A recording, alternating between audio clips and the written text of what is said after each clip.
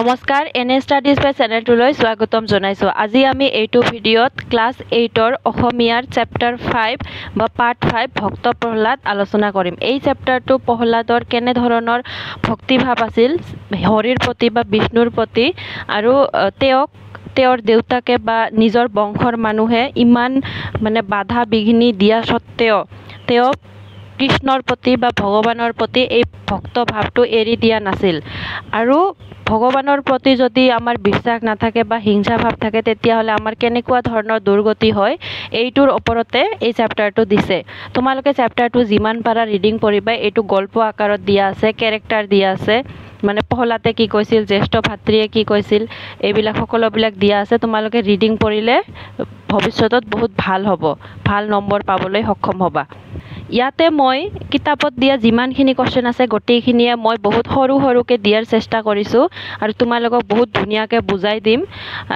এবাৰ চালে আৰু গোটেই চেপ্টাৰটো তোমালোকে নপঢ়িলেও হৈ যাব, বুজি পাবা।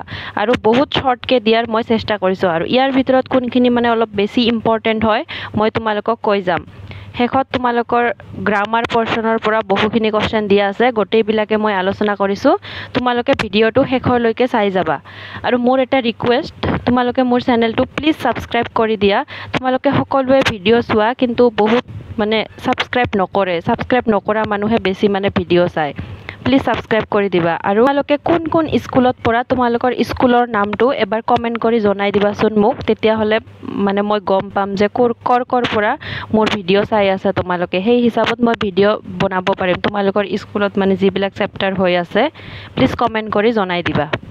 নম্বৰৰ কি দিয়া আছে, ভক্ত প্ৰহ্লাদ নাটিকাখনিৰ মুখ্য চৰিত্ৰকেইটাৰ নাম লিখা। এইটো স্পেলিংটো এইবিলাক টাইপিঙৰ কাৰণে, অসমীয়া টাইপিঙৰ কাৰণে এইবিলাক অলপ উল্টা পুল্টা দেখা যায়, কিন্তু কিতাপত তোমালোকৰ আছে, এইটো চাই লিখি ল'বা। ভক্ত প্ৰহ্লাদ নাটিকাখনৰ মুখ্য চৰিত্ৰকেইটাৰ নাম হ'ল, এইটো ইম্পৰ্টেণ্ট কুৱেশ্যন হয়, তোমালোকৰ চেপ্টাৰটোৰ ফাৰ্ষ্ট পৃষ্ঠাটোতে দিয়া আছে। ফাৰ্ষ্ট পৃষ্ঠাটোতে গোটেইকেইটা একেধৰণেৰে ভালকৈ দিয়া আছে। নাটিকাখনৰ মুখ্য চৰিত্ৰকেইটাৰ নাম হ'ল হৰি, ত্ৰিজগতৰ ত্ৰাণকৰ্তা, ভক্তবিন্দুৰ উপাস্য দেৱতা। ত্ৰিজগতৰ ত্ৰাণকৰ্তা গোটেই জগতখনৰে কি বুলি কৈছে, সৃষ্টিকৰ্তা। তাৰপিছত ভক্তবিন্দৰ উপাস্য দেৱতা। হিৰণ্যকশিপু কোন আছিল? দৈত্যৰাজ, হৰিৰ চিৰবৈৰী। হিৰণ্যকশিপুৱে হৰিক দেখিব পাৰা নাছিল, বেয়া পাইছিল, চিৰবৈৰী বুলি কৈছিল। প্ৰহ্লাদ হিৰণ্যকশিপুৰ পুত্ৰ, ভগৱানৰ একান্ত ভক্ত, আৰু এই প্ৰহ্লাদেই হ'ল ভগৱানৰ একান্ত ভক্ত। তাৰপিছত কোন? সন্দামৰ্গ হ'ল দৈত্য গুৰু, দৈত্যবিলাকৰ গুৰু। মহাৰাণী হৈছে হিৰণ্যকশিপুৰ পত্নী, দৈত্যৰাণী। মনত ৰাখিবা তোমালোকে এই কেৰেক্টাৰকেইটা, চৰিত্ৰকেইটা। তাৰপিছত নাটিকাখনি কেইটা দিশত বিভক্ত? নাটিকাখনি 5টা দিশত বিভক্ত, 5টা ভাগ আছে। ফাৰ্ষ্টত প্ৰহ্লাদে কিবা এটা ভাবি আছিল, জ্যেষ্ঠ ভাতৃয়ে আহি কথা কৈছিল।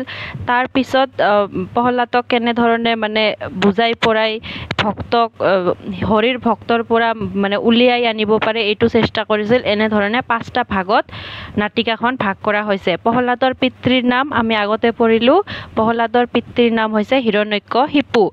হিৰণ্যকশিপুৰ ভাতৃৰ নাম কি আছিল? পিতৃ আছিল হিৰণ্যকশিপু, আৰু এই হিৰণ্যকশিপুৰ ভাতৃৰ নাম আছিল হিৰণ্যাক্ষ। এই হিৰণ্যাক্ষক শ্ৰীকৃষ্ণ বা হৰিয়ে কি কৰিছিল? দাঁতেৰে কুচি হত্যা কৰিছিল, আৰু সেইবাবে হিৰণ্যকশিপু বা এই দৈত্য বংশটোৱে হৰিক চিৰবৈৰী বুলি জ্ঞান কৰিছিল। হৰিৰ প্ৰতি প্ৰহ্লাদৰ ভক্ত কেনেকুৱা আছিল? হৰিৰ প্ৰতি প্ৰহ্লাদৰ একান্ত ভক্তি আছিল। হৰিৰ প্ৰতি প্ৰহ্লাদৰ একান্ত মনেৰে ভক্তি কৰিছিল, একান্ত ভক্তি আছিল।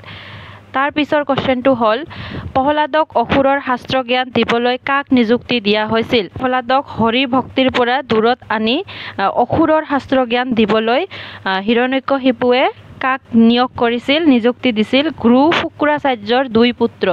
গুৰু শুক্ৰাচাৰ্যৰ 2 পুত্ৰ কোন আছিল? ষণ্ড আৰু অমৰ্কক। ষণ্ড আৰু অমৰ্কক, এই দুজনক 2 ভায়েকক মিলি কি বুলি কোৱা হয়? সন্দামৰ্ক। পৰীক্ষাত দিব পাৰে।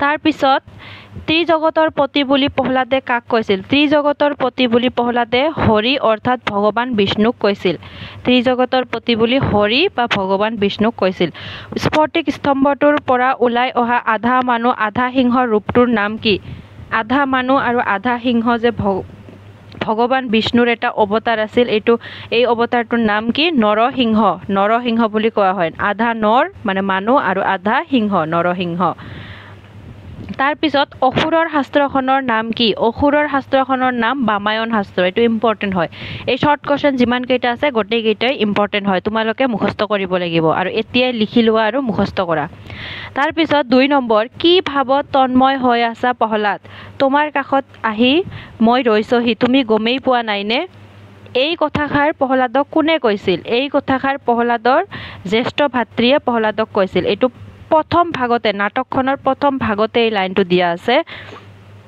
প্ৰহ্লাদে যেতিয়া বিশ্বৰ সৃষ্টিকৰ্তা হৰিৰ মহিমাত মানে মগ্ন হৈ আছিল তেতিয়া প্ৰহ্লাদৰ জ্যেষ্ঠ ভাতৃ আহি প্ৰহ্লাদক এনেদৰে কৈছিল সেই সময়ত প্ৰহ্লাদ কি ভাৱত তন্ময় হৈ আছিল সেই সময়ত প্ৰহ্লাদ এই সুন্দৰ প্ৰকৃতিৰ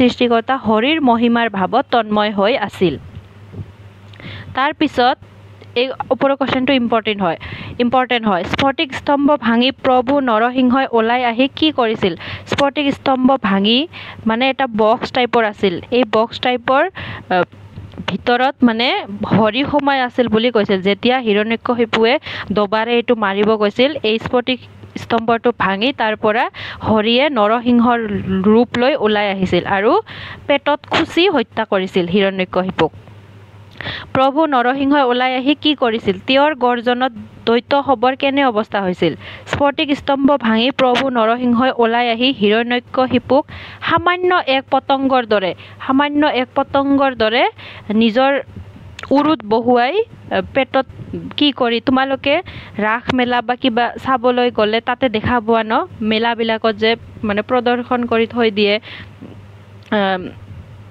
এই চিত্ৰটো তোমালোকৰ কিতাপত দিয়া আছে ঠিক তেনেদৰে হত্যা কৰিছিল পতংগৰ দৰে ধৰি উৰুত বহুৱাই নখেৰে বিদাৰি বধ কৰি পেলালে আৰু তেওঁৰ গৰ্জনত কি হৈছিল দৈত্য বংশৰ সকলো দৈত্য ভয়ত কম্পমান হৈছিল কাঁপি গৈছিল ভূমিকম্পৰ নিচিনা সৃষ্টি হৈছিল তাৰ পিছত চমুকৈ লিখা এইবিলাক অলপ ডাঙৰকে লিখিব কৈছে তোমালোকে যদি এইখিনি গোটেই লিখিব পাৰা তো ভালে আৰু যদি নোৱাৰা অলপ মানে নিজে বাদ দিবা ধৰি লোৱা এইটো তোমালোকে একেবাৰে মুখস্থ কৰিব পাৰা নাই তেতিয়াহলে এইখিনি বাদ দি দিবা এইখিনিলৈকে মুখস্থ কৰিবা কিন্তু যদি লিখা ফুল মাৰ্ক পাবা প্ৰহ্লাদে হৰি ভক্তিৰ মহিমাৰ বিষয়ে দেখুওৱা যুক্তিবোৰ একাধিক্ৰমে লিখা প্ৰহ্লাদে হৰি ভক্তিৰ মহিমাৰ কথা কেনেদৰে কৈছিল হৰিৰ বিষয়ে কেনেদৰে তাৰিফ কৰিছিল এইবিলাক লিখিব কৈছে প্ৰহ্লাদে হৰিক ত্ৰিভুৱনৰ গৰাকী এই ত্ৰিভুৱনৰ গৰাকী বুলি কৈছিল ন্যায়ৰ প্ৰতিমূৰ্তি বুলি কৈছিল সৃষ্টিকৰ্তা বুলি কৈছিল পালনকৰ্তা বুলি কৈছিল আৰু ত্ৰাণকৰ্তা বুলি কৈছিল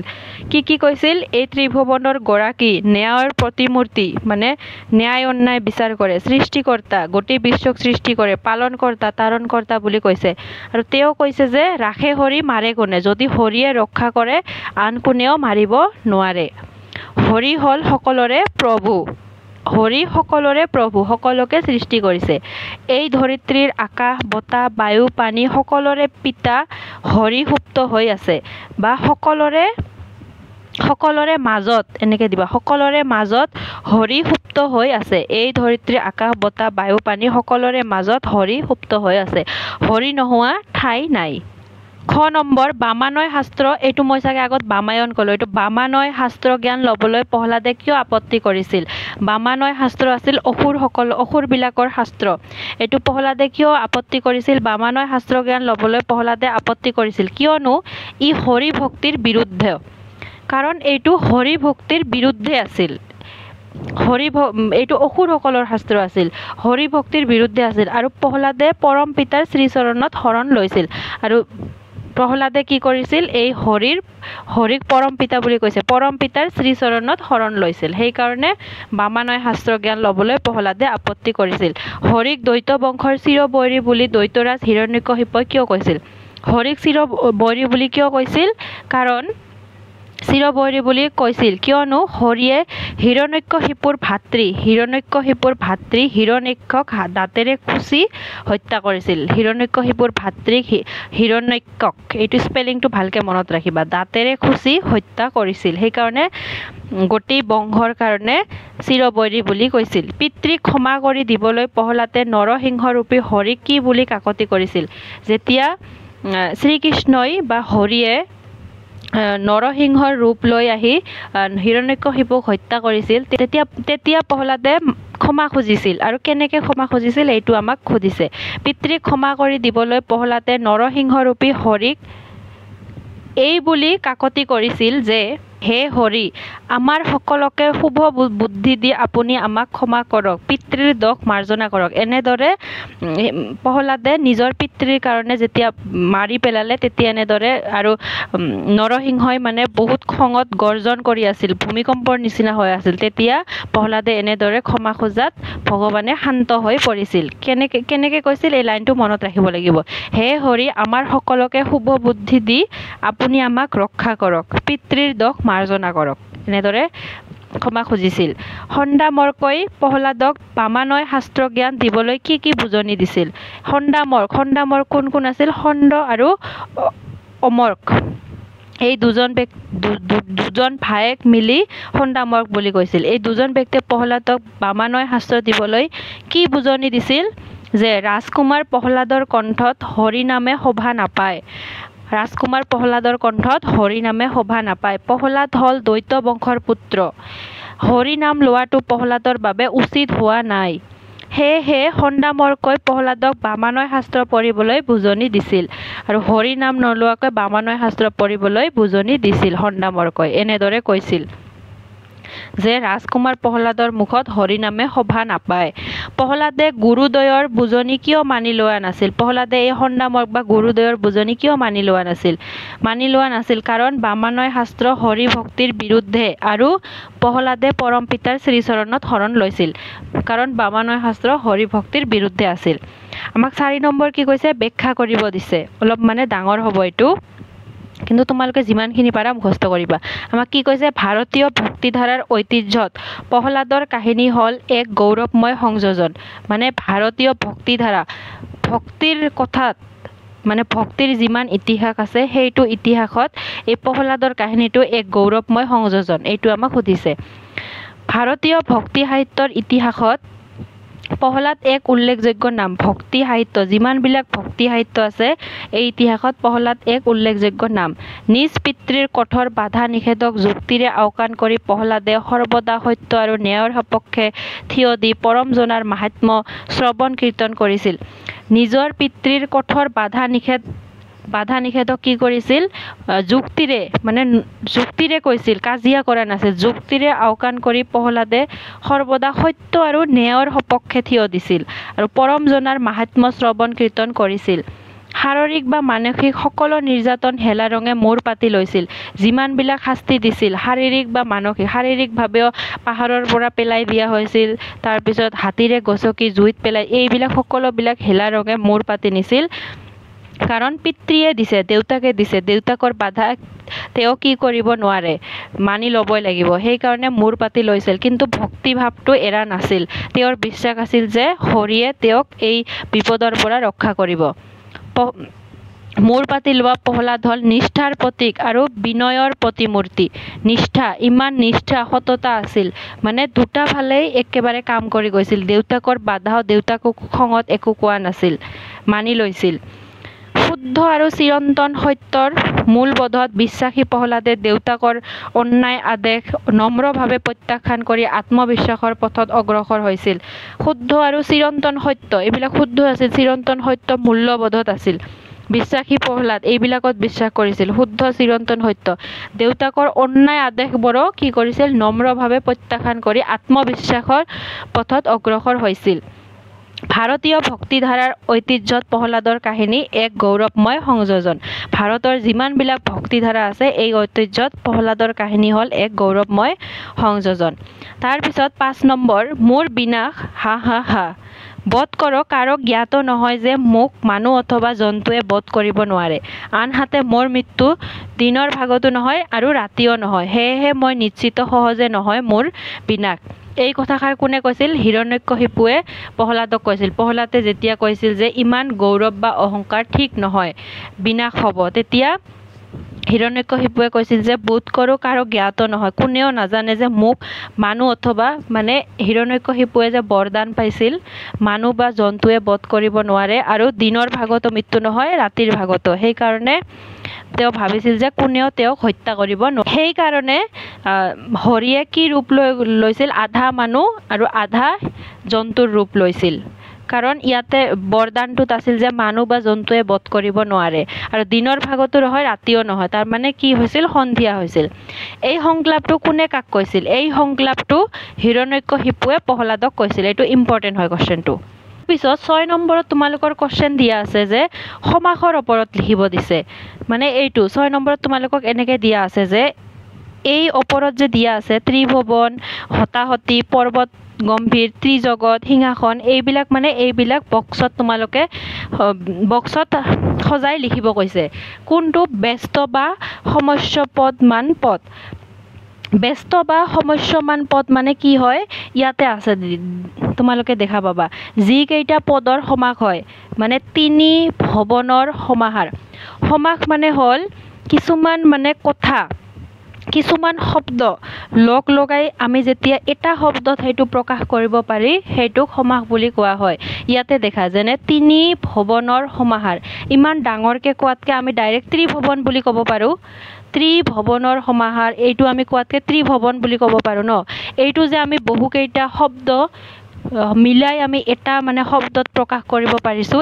এইটোকে সমাস বুলি কোৱা হয় কিন্তু যি কেইটা পদৰ সমাস হয় এই কেইটা পদৰ সমাস হৈছে না তিনি ভৱনৰ সমাহাৰ ইয়াত তিনিটা পদ আছে এই তিনিটা পদৰ সমাস হয় এই তিনিটা পদক কি বুলি কোৱা হয় ব্যস্ত বা সমস্যমান পদ তো তোমালোকে ইয়াত লিখিব লাগিব ক নম্বৰত তিনি ভৱনৰ সমাহাৰ এইটো হ'ল ব্যস্ত বা সমস্যমান পদ আৰু এই পদ কেইটা মিলি যোনটো শব্দ গঠন হয় পদবোৰ লগ লাগি শেষত যিটো পদ গঠিত হয় সেইটো পদক সমস্ত পদ বোলে আৰু এই তিনিটা পদ লগ লাগি ইয়াতে দিয়া আছে যে পদবোৰ লগ লাগি শেষত যিটো পদ গঠিত হয় এইটো কি বুলি কোৱা হয় সমস্ত পদ বুলি কোৱা হয় তিনি ভৱনৰ সমাহাৰ তোমালোকে ইয়াতে লিখিলা ইয়াতে কি লিখিবা ত্ৰিভৱন বুলি লিখিবা ত্ৰিভৱন আৰু ব্যাস বাক্য কোনটো ব্যাস বাক্য সেম এইটোৱে হ'ব মানে বাক্য সাধাৰণতে এইবিলাকে হয় মানে যিবিলাক সমাসৰ অৰ্থ প্ৰকাশ কৰা বাক্য বা বাক্যাংশক মানে যদি বাক্য দিয়া আছে এই বাক্যবোৰ যে দিয়া আছে এইবিলাক কি এই সমাসটোৰ অৰ্থ প্ৰকাশ কৰিছে সেইকাৰণে এইটো কি বুলি কোৱা হয় ব্যাস বাক্য বুলি কোৱা হয় যে সমাসৰ অৰ্থ প্ৰকাশ কৰা বাক্য বা বাক্যাংশক ব্যাস বাক্য বুলি কোৱা হয় ইয়াতে হ'ব তোমালোকৰ তিনি ভৱনৰ সমাহাৰ এনেদৰে তোমালোকে বাকি কেইটা লিখিবা ইয়াত হতাহতে লিখিবা ইয়াত হতাহতি নাই ইয়াত পৰস্পৰে হাতে হাতে কৰা যি যুঁজ ইয়াত লিখিবা হতাহতি তাৰপিছত সেম পৰস্পৰে হাতে হাতে কৰা যি যুঁজ অৰ্থটো ইয়াত লিখিবা তোমালোকে মনত ৰাখিবা ব্যাস বাক্য সমস্ত পদ বা ব্যস্ত বা সমস্যমান পদ কাক বোলে এনেদৰে লিখিবা তোমালোকে পিছত 7 নম্বৰটো কি কৈছে এটা শব্দত প্ৰকাশ কৰি লিখা এটা শব্দত প্ৰকাশ কৰিব দিছে যাৰ সাহস আছে সাহসী যি ঈশ্বৰক বিশ্বাস কৰে আস্তিক যি বিষ্ণুক উপাসনা কৰে বৈষ্ণৱ একে মাকৰ সন্তান সহদৰ যি সঁচা কথা কয় সত্যবাদী যাক দেখা নাযায় অদৃশ্যমান এইবিলাক সহজ হয় আৰু ইম্পৰ্টেণ্ট হয় তোমালোকে লিখি ল'বা পঢ়িবা যাক বাক্য ৰচনা কৰা 8 নম্বৰ বাক্য ৰচনাবিলাক চিৰবৈৰী এইবিলাক তোমালোকে নিজে নিজে বনাই লিখিব পাৰা কিন্তু যদি নোৱাৰা মই লিখি দিছোঁ হিৰণ্যকশিপু আৰু ভগৱান বিষ্ণু কি আছিল চিৰবৈৰী আছিল দেৱতা আৰু অসুৰবিলাকৰ মাজত হিংসা সদায় দেখা যায় দেৱতা আৰু অসুৰৰ মাজত হিংসা থাকে মানে তাৰপিছত আকাশ পাতাল যিকোনো সহজতে তোমালোকে বাক্য বনাই দিব পাৰা গৰিমা বিষ্ণু ভক্তিৰ গৰিমাই প্ৰহ্লাদক সকলো বিপদৰ পৰা ৰক্ষা কৰিছিল চালে চকুৰোৱা পদুম ফুলবোৰ ফুলাত পুখুৰীত চালে চকুৰোৱা হৈছে শয়নে সপোনে প্ৰহ্লাদে শয়নে সপোনে হৰিক স্মৰণ কৰিছিল তাৰপিছত 9 নম্বৰ তোমালোকৰ কিতাপত চোৱা ওপৰত এইবিলাকৰ অৰ্থ দিয়া আছে খণ্ডামৰ তাৰপিছত নৰসিংহ এইবিলাক দিয়া আছে ইয়াৰ পৰা কেইটামান কোৱেশ্চন দিছে এই কোৱেশ্চন কেইটা ইম্পৰ্টেন্ট হয় সৰু সৰু যিহেতু খণ্ডামৰ্কৰ পিতৃৰ নাম কি আছিল গুৰু শুক্ৰাচাৰ্য বিষ্ণুৱে প্ৰধানকৈ কেইটা অৱতাৰ ধাৰণ কৰিছিল 10টা অৱতাৰ বিষ্ণুৰ 10টা অৱতাৰ আছে নাম কেইটা এবাৰ মনত কৰিবাচোন বিষ্ণুৰ চতুৰ্থ অৱতাৰটো কি বিষ্ণুৰ নৰসিংহ আছিল বিষ্ণুৰ চতুৰ্থ অৱতাৰ বামানয় শাস্ত্ৰ কি বামানয় শাস্ত্ৰ বেদ বিৰুদ্ধ শাস্ত্ৰ বেদৰ বিৰুদ্ধে মানে ভগৱান বা ভাল কৰ্মৰ বিৰুদ্ধে এইটো অসুৰবিলাকৰ শাস্ত্ৰ দ্বৈতসকলৰ শাস্ত্ৰক বামানয় শাস্ত্ৰ বোলা হয় মানে দ্বৈতবিলাক অসুৰবিলাকৰ শাস্ত্ৰক বামানয় শাস্ত্ৰ বোলা হয় আজিৰ ভিডিঅ'ত এইখিনিয়ে আছিল তোমালোকে প্লিজ মোৰ চেনেলটো সাবস্ক্ৰাইব কৰি ল'বা থ্যাংক ইউ